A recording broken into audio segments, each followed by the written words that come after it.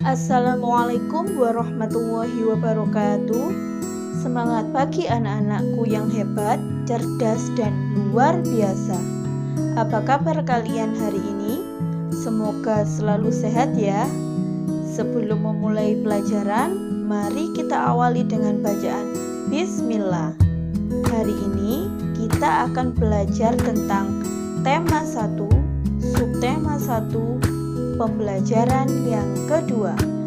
Mari kita lihat video berikut.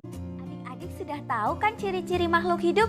Di video sebelumnya sudah dibahas tentang ciri-ciri makhluk hidup. Kalau adik-adik lupa atau mungkin belum menyimak, silahkan adik-adik klik link yang ada di deskripsi video ini.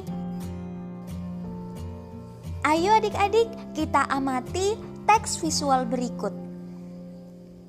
Makhluk hidup dapat bergerak dengan cara yang berbeda-beda.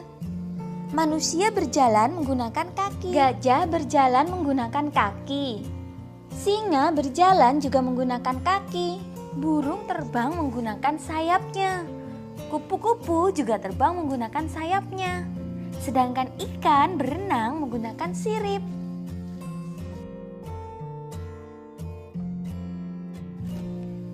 Menurut adik-adik, kalau tumbuhan kira-kira bergerak apa tidak ya?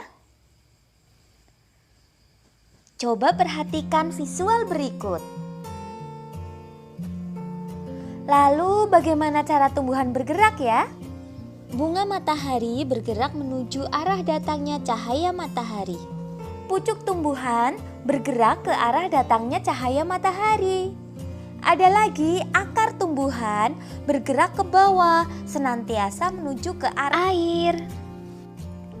Sekarang coba adik-adik menutup hidung dan mulut selama 20 detik. Tidak menghirup udara. Dapatkah adik-adik melakukannya? Bagaimana rasanya? Kalau adik-adik dapat melakukannya, tentu saja adik-adik akan merasakan sesak. Karena kita semua adalah makhluk hidup, kita semua perlu bernapas. Alat pernapasan pada makhluk hidup berbeda-beda. Manusia bernapas dengan menggunakan paru-paru. Ikan bernapas dengan menggunakan insang. Serangga bernapas dengan menggunakan trakea. Sedangkan alat pernapasan pada tumbuhan bernama stomata. Berikutnya, coba adik-adik cari di buku atau diskusikan dengan teman atau saudara, apalagi nama alat pernapasan pada hewan selain insang dan juga trakea. Apakah adik-adik pernah mengukur tinggi badan? Kalau iya, apakah tinggi badan adik-adik dari kelas 1 SD hingga kelas 3 sekarang masih tetap sama? Kalau tidak dan mengalami penambahan tinggi badan, itu artinya adik-adik mengalami pertumbuhan. Nah, itu juga salah satu ciri makhluk hidup. Lalu, pernahkah adik-adik mengamati pertumbuhan hewan di sekitar?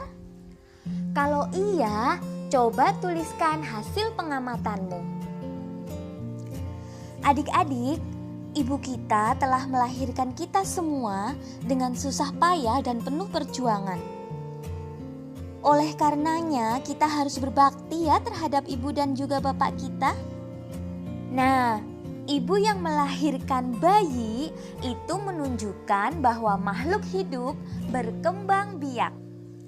Berkembang biak artinya menghasilkan keturunan. Hewan pun berkembang biak. Ada yang berkembang biak dengan cara melahirkan, ada yang dengan cara bertelur.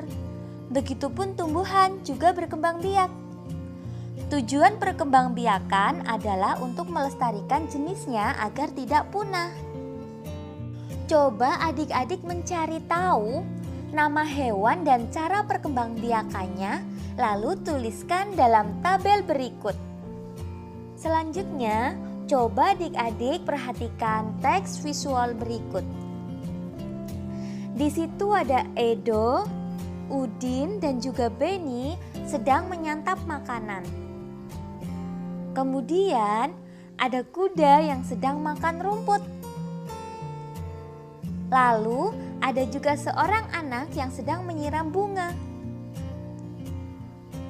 Semua itu menunjukkan bahwa makhluk hidup memerlukan makanan dan juga air.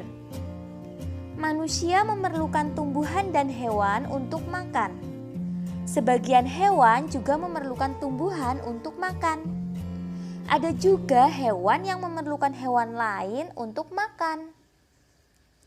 Hewan yang memakan tumbuhan untuk dimakan itu disebut dengan hewan herbivora.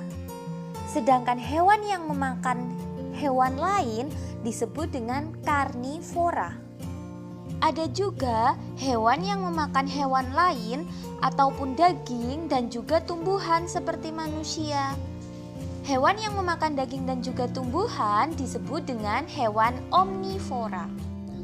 Makhluk hidup peka terhadap rangsang. Kepekaan makhluk hidup terhadap rangsang berbeda-beda. Jika kita melihat sinar matahari atau sinar yang menyilaukan lainnya, maka dengan cepat kita akan menutupkan mata. Lalu, daun putri malu juga akan menutup jika disentuh. Ada lagi, buah pohon pacar Cina akan meletus jika disentuh. Peristiwa menanggapi rangsang pada binatang contohnya adalah pada kaki seribu. Kaki seribu akan menggulungkan badannya jika disentuh. Berikutnya, coba adik-adik buatlah kalimat berdasarkan kata-kata berikut.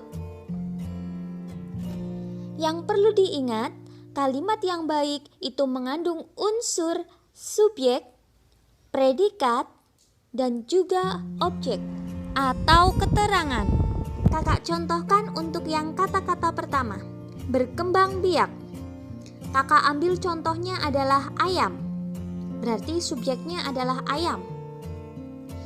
Ayam berkembang biak dengan cara bertelur. Nah, kalimat tersebut sudah mengandung unsur subjek, predikat, dan keterangan. Untuk yang selanjutnya, silahkan adik-adik mencoba sendiri ya. Allah menciptakan manusia sebagai makhluk hidup yang paling sempurna. Untuk itu, kita harus bersyukur atas karunia Allah yang maha luas ini. Bersyukur kepada Allah termasuk pengamalan sila pertama Pancasila. Sila pertama Pancasila dilambangkan dengan gambar bintang yang berbunyi ketuhanan yang Maha Esa. Lambang ini menunjukkan bahwa bangsa Indonesia menyatakan kepercayaan terhadap Tuhan yang Maha Esa. Kemudian, taat terhadap perintah Tuhan dan senantiasa menjauhi larangannya. Selain itu, juga saling menghargai terhadap kepercayaan orang lain. Alhamdulillah, sekian pembelajaran di video ini.